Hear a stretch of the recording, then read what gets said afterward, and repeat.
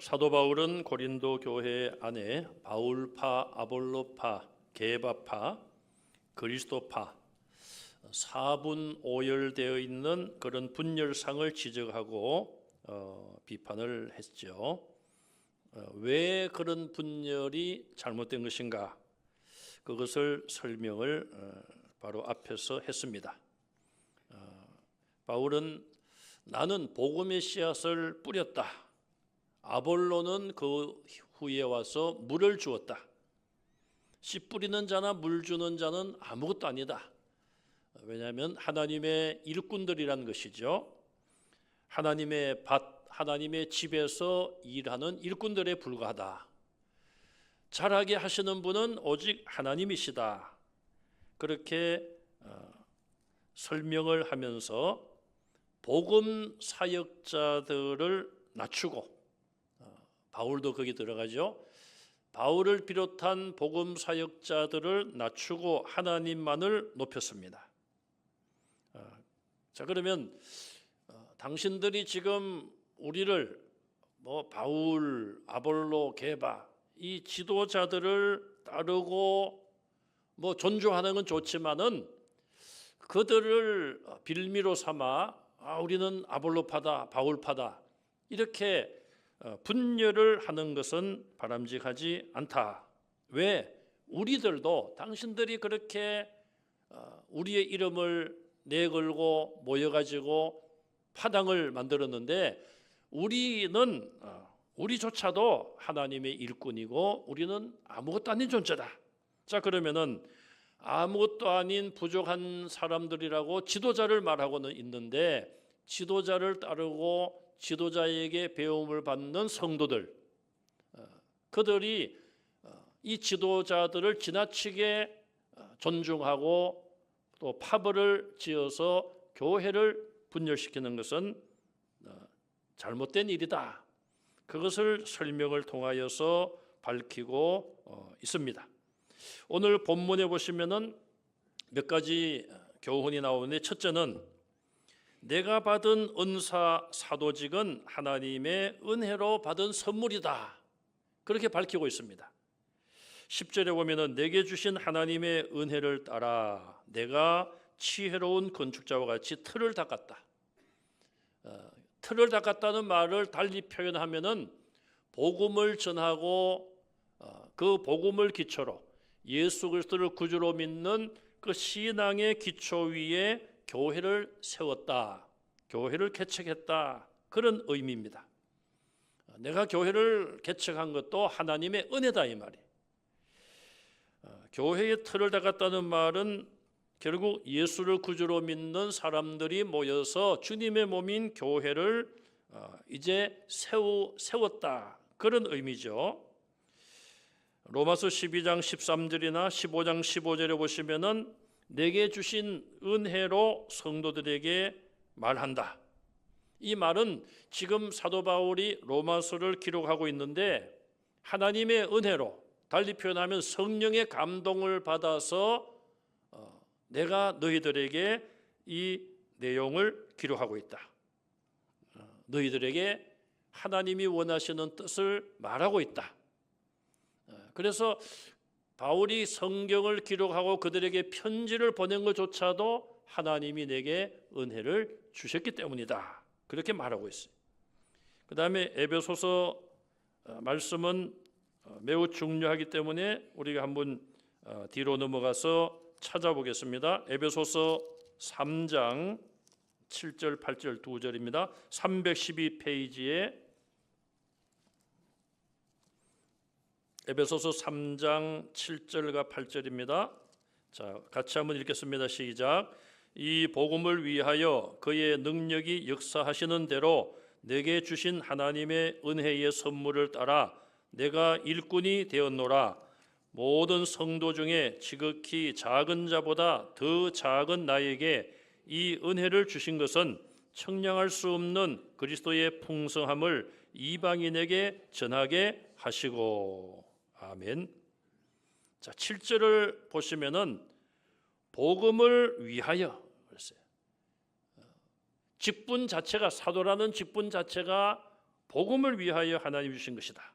그 다음에 그의 능력이 역사하시는 대로, 바울 자신의 능력으로 사도가 되거나 사도 일을 하는 것이 아니라 주님의 능력, 하나님의 능력이 역사하시는 대로 하나님이 나에게 은혜의 선물을 주셨다. 그 은혜의 선물이 뭐냐? 내가 뭐가 되었다고요? 7절에 일꾼이 되었더라. 복음의 일꾼, 교회의 일꾼, 예수님의 일꾼이 되었다. 이것이 하나님의 은혜로 된 것이다. 8절도 보시면은 바울은 자기의 매우 작음을 여기서 강조합니다. 나는 성도들 중에 지극히 작은 자보다도 더 작다. 글쎄, 작다는 말이 어떤 걸 의미할까요?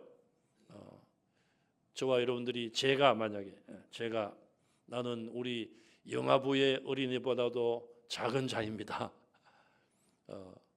뭐 나이로나 키로나 작다고 볼 수도 있고, 또 겸손하게 믿음의 분량이 나는 적은 사람입니다, 이렇게 말할 수도 있고, 나는 정말 부족한 사람입니다.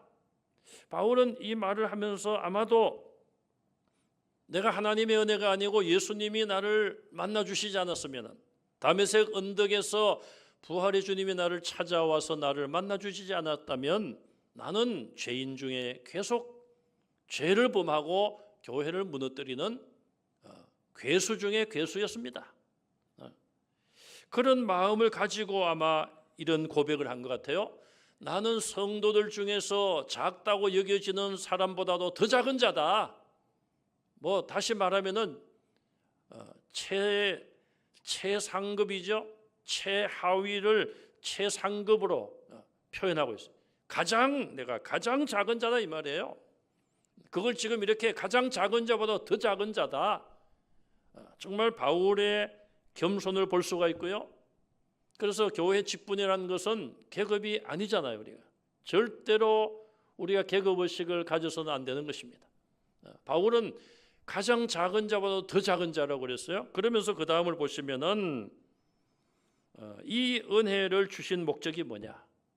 가장 부족한 나를, 핍박자요 박해자였던 나를 불쌍히 보시고 구원해 주시고 정말 영광스러운 사도의 직분을 주셨는데, 내가 이 직분을 가지고 뭐 존경을 받으려고 하거나 내가 사도의 권리를 내세우거나, 나는 주님을 직접 본 사람이고 주님께 직접 사도 임명을 받은 사람이다, 그거를 내가 내세우는 것이 주님의 뜻이 아니라 8절 마지막에 그리스도의 풍성함을 누구에게 전한다고요? 이방인에게 전하게 하시고. 주님은 바로 이 목적 때문에 사울을 바울로 변화시켜 주신 거예요.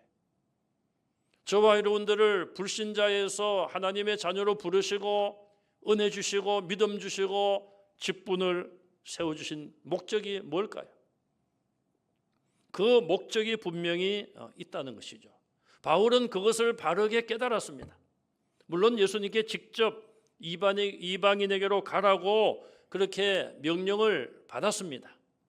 주님께로부터 받은 그 사명에 바울은 충실했어요.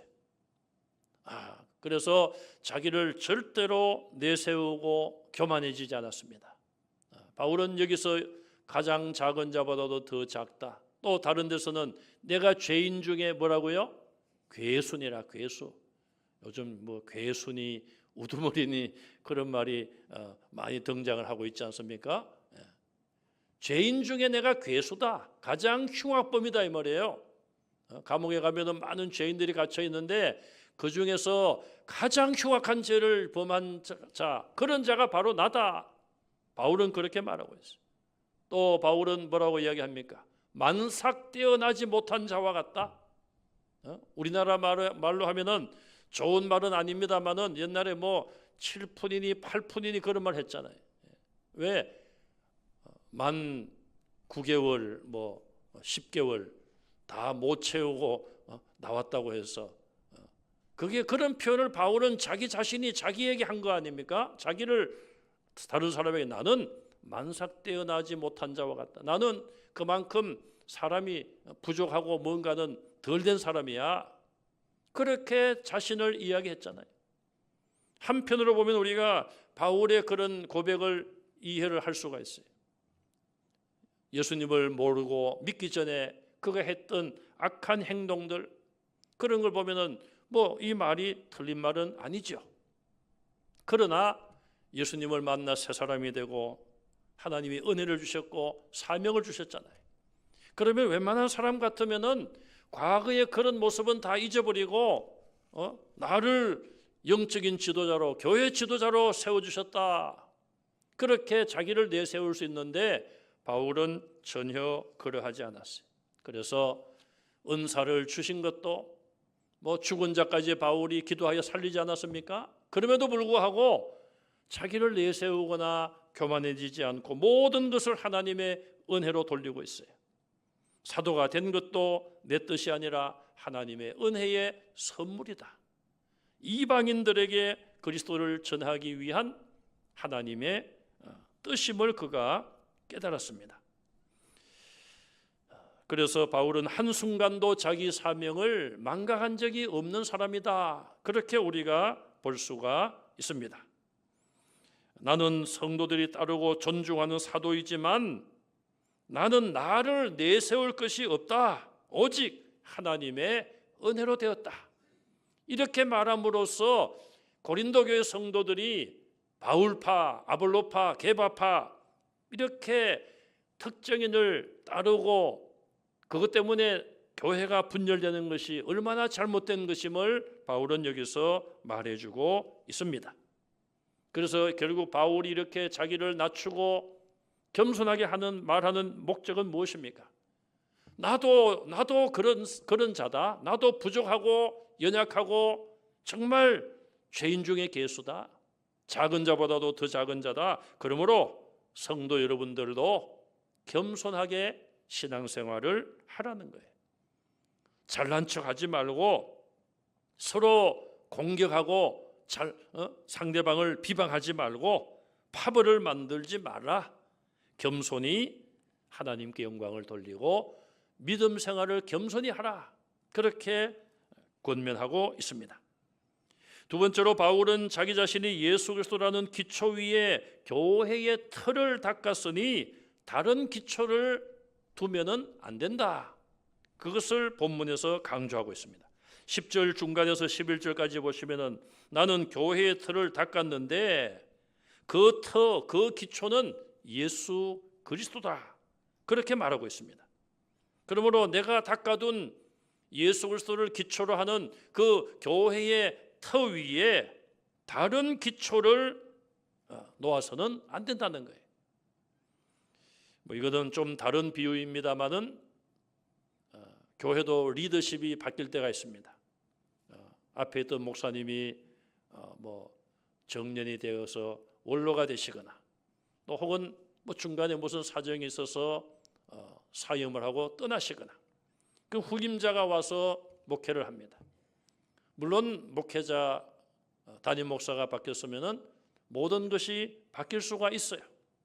그러나 와서 모든 것을 너무 급작스럽게 바꾸다 보면은 탈이 나는 경우도 없지 않아 있는 거예요.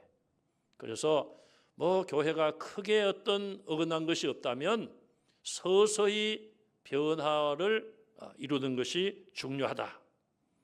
그래서 심지어 그런 말까지 있습니다.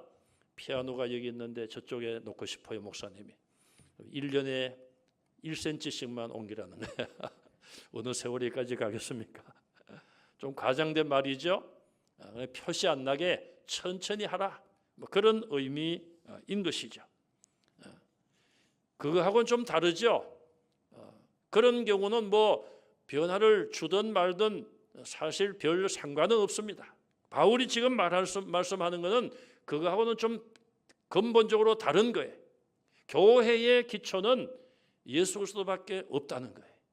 그래서 뭐 개받은 베드로죠. 개받은 아볼로든 누구든 교회 와서 성도들에게 말씀을 전하고 목회하는 것은 좋은데 교회의 기초가 예수 그리스도 위에 서 있는 것인가, 예수님을 구주로 믿는 신앙 고백하는 그 신앙 고백 위에 교회가 바로 서 있는가? 정말 교회의 머리가 예수 그리스도이신가? 그것을 바로 정해야 된다. 그것을 강조하고 있습니다. 자, 여기 바울이 고린도에 와서 먼저 복음을 전했습니다. 그러면은 그 복음을 듣고 예수님은 나의 구주이십니다. 하나님의 아들이시고 나의 구주이십니다. 그걸 믿는 성도들이 모여서 교회가 시작됩니다. 자, 이 베드로의 이 신앙 고백은 마태복음 16장 16절에 나오죠. 예수님께서 제자들에게 너희는 나를 누구라 하느냐? 베드로가 주는 그리스도시요 살아계신 하나님의 아들이십니다. 바요나 시므나 내가 복이 있도다. 이를 알게 하신 분은 혈과 육이 아니요 하나님께서 깨닫게 해주신 것이라고 칭찬하죠. 그리고 나서 16장 18절에 이런 말씀을 하십니다. 내가 이 반석 위에 내 교회를 세우리라. 그 이전에 너는 시몬이지만은 이제 내 이름은 뭐라고요? 베드로라. 베드로라고 해요. 내 이름은 베드로라. 그러면서 내가 이 반석 위에 베드로의 뜻이 반석이란 말이에요. 반석. 우리 권 집사님 상호가 반석 근제인데 반석 이게 헬라어로 페트로스 거기서 우리가 베드로라고 번역을 했어요. 페트로스란 말이 헬라어로 페트로스가 우리 말로는 반석이란 말이에요. 그래서 예수님께서 이 시몬에게 너는 이제 베드로다. 그렇게 말씀하시고 내가 이 반석 위에 내 교회를 세운다. 자, 그러면은 여러분들이 생각하실 때에 너는 베드로다. 너는 반석이다. 내가 이 반석 위에 교회를 세운다. 깊이 생각을 안 하면은 교회를 누구 위에 세운다고요? 반석 위에. 그런데 베드로에게 너는 반석이다 했으니까 베드로 위에 교회를 세우신다고 말씀했다. 이렇게 해석할 수도 있겠죠. 그러나 그 해석은 잘못된 거예요. 그렇게 해석하는 사람들은 바로 캐톨릭이라고 볼 수 있어요. 그래서 캐톨릭의 교황 제도가 있잖아요. 교황 제도.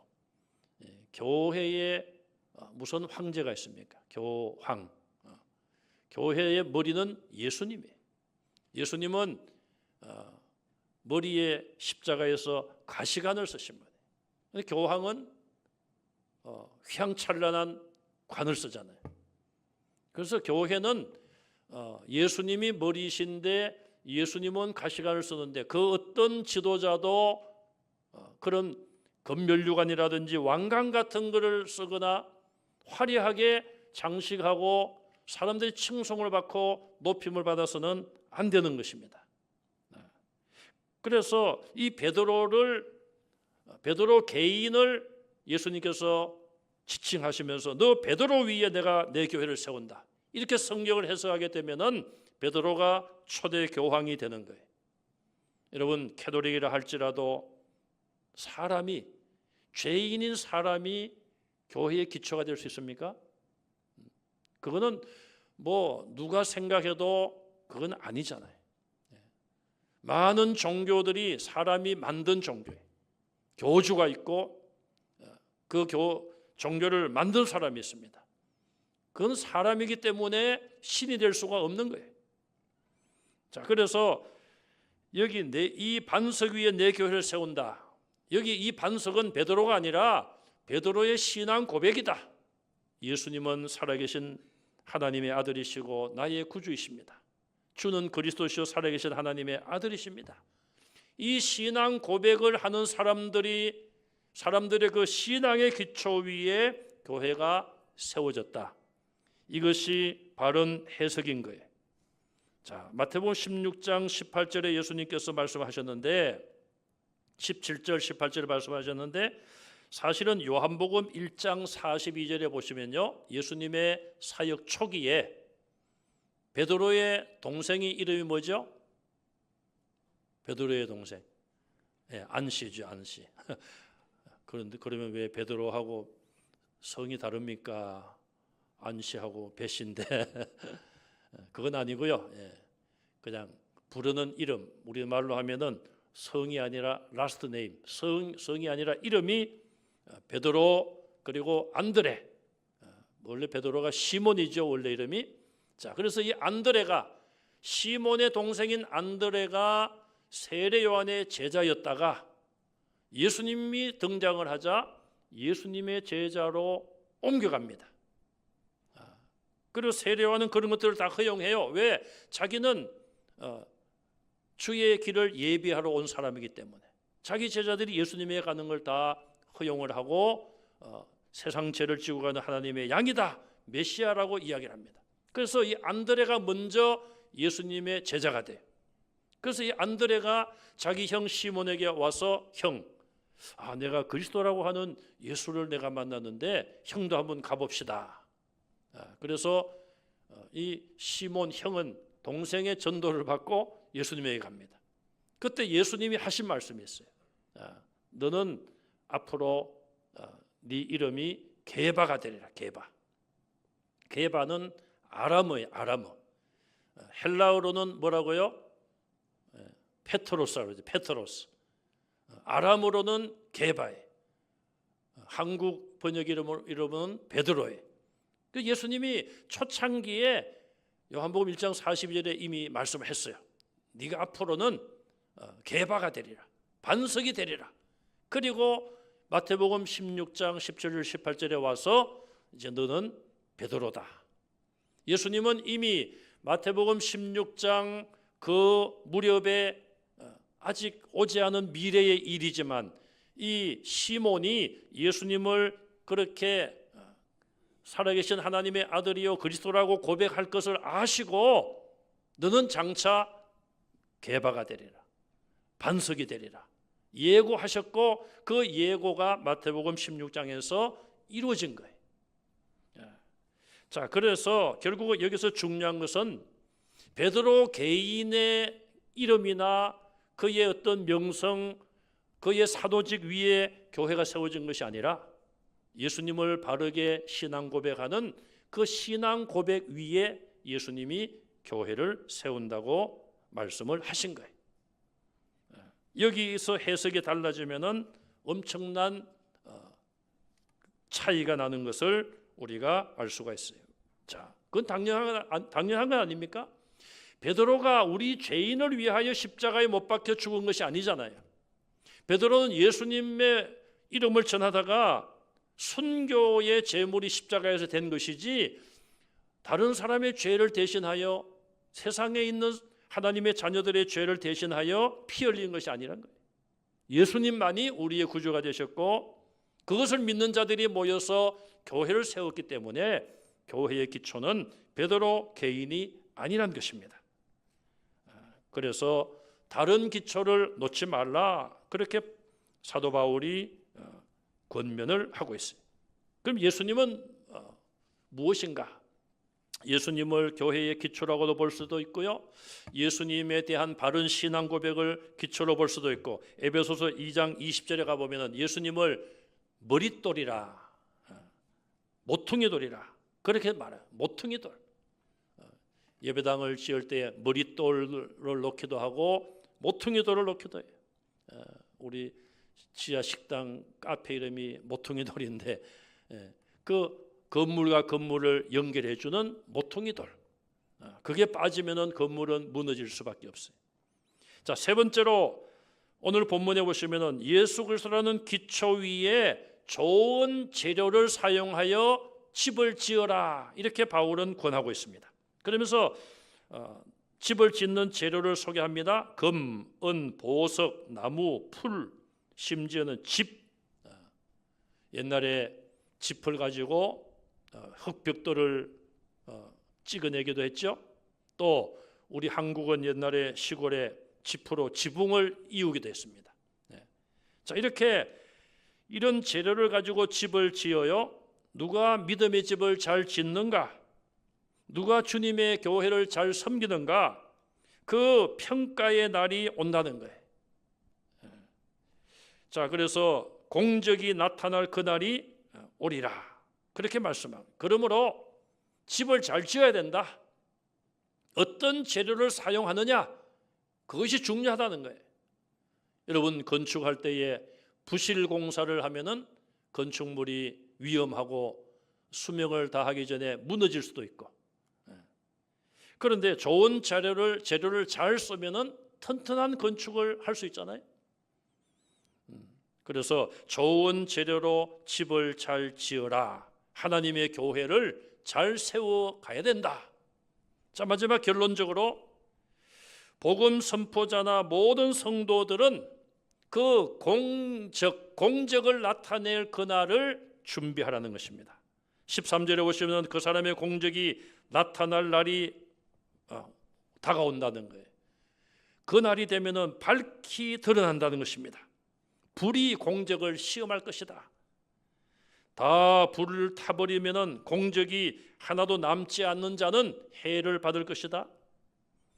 그리고 구원은 받지만은 불 가운데서 구원을 받은 것과 같을 것이다. 15절에 보시면은 불 가운데서 구원받은 것과 같다. 이걸 다른 말로 하면은 겨우 구원을 받는다, 어렵게 구원받는다. 그런 말로 대신할 수가 있습니다. 구원은 믿음으로 받지만 교회 생활을 어떻게 하느냐, 또 여러분들의 눈에 보이지 않는 믿음의 집을 어떻게 세워가느냐, 그것은 장차 그것을 확정할 날, 공적이 확정될 그날의 모든 것이 밝혀진다는 것입니다. 우리는 오직 예수 그리스도만을 높이고 주님 오실 그날에 주님 앞에 설 때에 정말 우리의 모든 삶을, 믿음의 모든 삶을 주님께 평가를 어떻게 받을 것인가. 불 속에서 구원받는, 겨우 어렵게 구원받는 것이 아니라 좋은 재료를 사용하여 우리 주님의 마음에 합당하고 주님의 마음에 기쁨을 주는 그런 아름다운 교회를 세워가는 우리 모든 직분자들과 성도들이 다 되시기를 주님의 이름으로 축원합니다. 기도하겠습니다. 아버지 하나님, 하나님의 은혜를 감사드립니다. 이 땅에 주님의 몸인 교회를 세워주시고 우리를 교회의 지체로 불러주신 것을 감사드립니다.